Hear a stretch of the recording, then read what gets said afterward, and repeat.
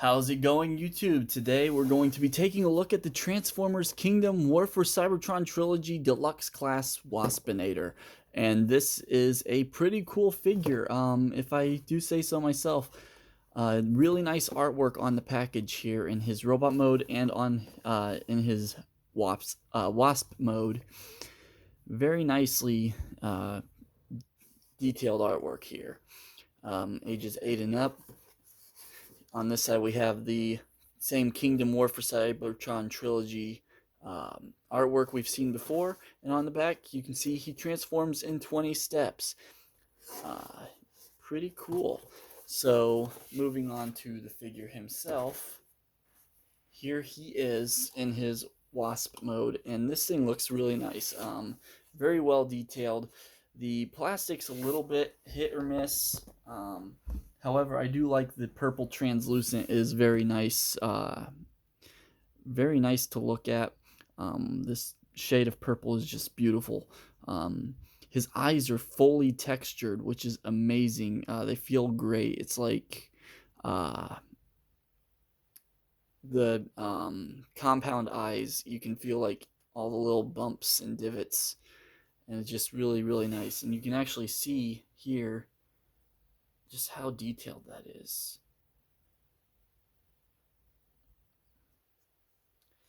The legs do sort of articulate. The back two legs on each side are attached.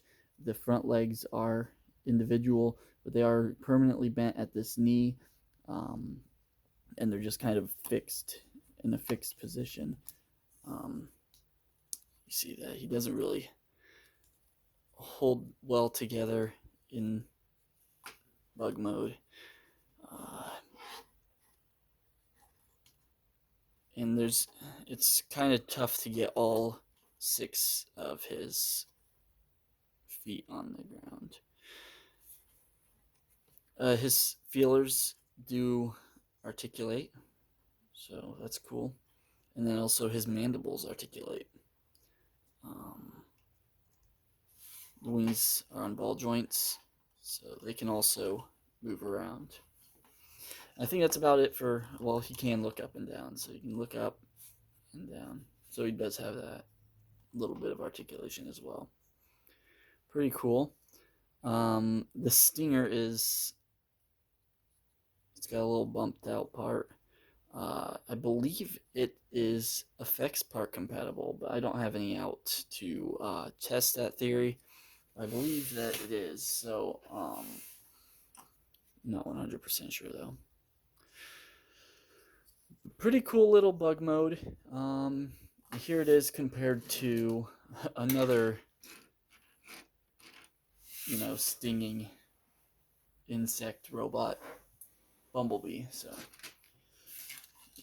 it's a pretty good sized deluxe figure. Now for transformation, first off, his weapon stores in the abdomen here, so you can pull that off, and it's basically just this last part of his stinger here, and I guess he can use it as a weapon, as like a firing weapon.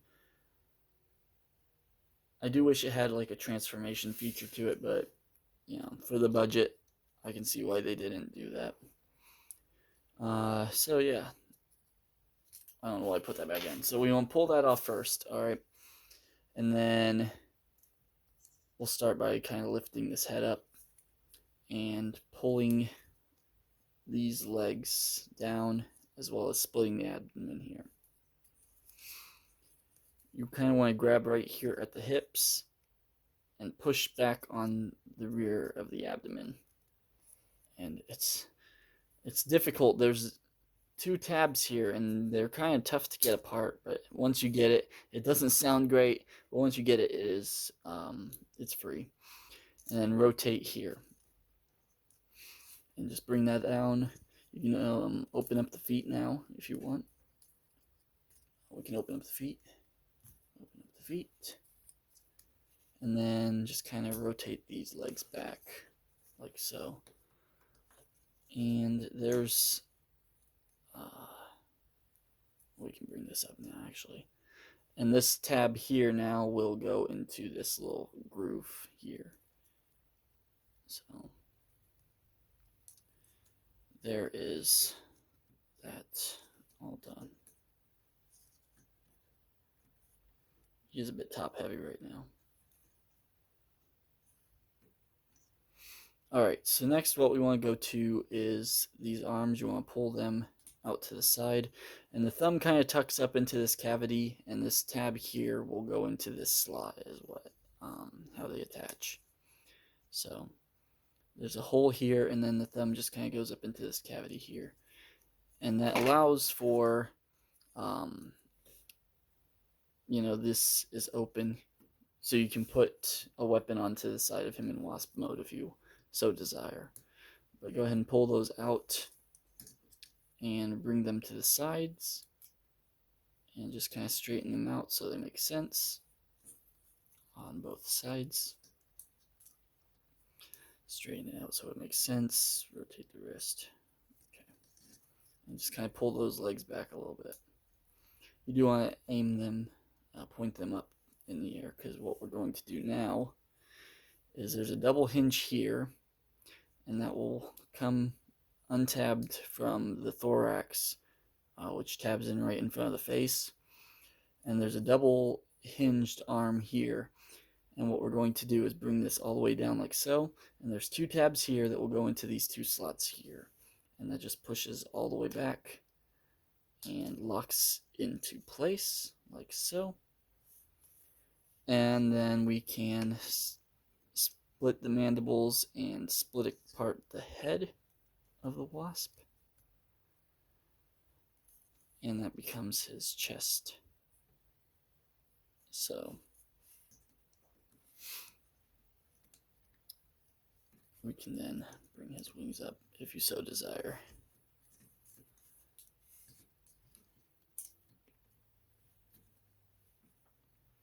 And here is Kingdom Deluxe Waspinator in his robot mode, and he looks good. I think he looks great. A lot of paint details come out in this mode, especially like the painted feelers on top of his head, as well as like the mandible look here. He does have light piping, but it's not, the light piping isn't done very well, so when the light enters the back, it only lights up a little bit, you can see. So the light piping isn't great just due to how dark this purple is. If they had gone with like a lighter pink or something, I think it would have probably worked a little bit better. So yeah, he looks good. His head's on a ball joint, so he can look either way, and the ball joint's attached to the head, so the ball goes into the torso. Arms look like they should be able to come up more, however there is a stopping tab right there, so they don't. I guess that's like a piece that could be shaved off if you needed it to go up any higher, but I don't see why you would. And then rotation at the shoulder goes 360. In and out, it's a universal joint. And then a rotation at the bicep. And a 90-degree bend at the elbow that can actually bend 90 degrees both directions. This is kind of rotates on its own. It's attached to the same pin. And then his wrists rotate as well, 360 degrees. No ab crunch, but he does have a waist rotation. His hips are also universal joints. They can go forward, that far, back, about. This doesn't hold together well. I will say that. And back about that far. So, you know, it's about as much as you'd ever need. And then splits, he can go, and these legs get in the way a lot. So, but anyway, he can do the full splits. However, you can't just sit him on the ground like that because the abdomen of the wasp gets into the way. Swivel below the uh, below the hips, and then 90-degree bend at the knee. It can go the other way for transformation as well. And then nice ankle rock to the side, and then the foot can go down, but not very far up. So that's pretty much it for articulation. And you can display these wings however you want. I usually just keep his wings down. I think he looks good like that. It's already busy enough with all these legs everywhere. I wish they would have done something better with the legs, but I could see why they couldn't with the deluxe budget, because there's quite a bit of engineering in this already. So he can hold his weapon, and you can either hold it like this, which doesn't look like anything, or you can kind of hold it underslung. And if you were to paint this, it would look like, he had a gun of some sort. So that's that. However, I think it fits best just staying inside the abdomen. It doesn't look good as a weapon, in my personal opinion. So there he is, and for a comparison with some of his Predacon comrades, here we have Scorponok with the upgrade kit for his thighs. Here we have Black Arachnia.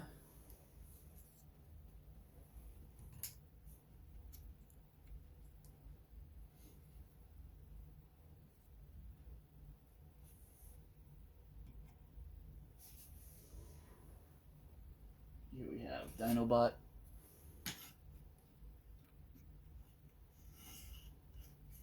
He's a former Predacon. And then we have Megatron. So I think these guys are pretty good scale. I believe Waspinator is just the right size. He should be a little bit shorter than Black Arachnia, and a lot shorter than Megatron and Dinobot. He's just like one of the smaller characters. So far, this is all I have for the Predacons. But yeah, he looks good amongst his fellow Predacon comrades, so pretty cool. So this has been my review of the Transformers Kingdom Deluxe Waspinator. I do recommend him. He is a really cool figure. He fits really well with the other cast members that we have here, and just has a great transformation. The bug mode looks really cool. The legs are a little bit unsightly in that mode, the robot legs being visible, but it is like a necessary sacrifice. You can't really get around to, the fact that it has to be there. He looks great otherwise. I really like the attention to detail they put into the compound eyes, not only on the bug head, but on the robot mode head as well. And he's painted in a way that's, accurate, though it's still, you can still, tell that they had the budget that they had for this. So I do recommend him. He is really cool. He's out on shelves right now. This has been my review of the Transformers Kingdom Deluxe Class Waspinator. And until next time, till all are one.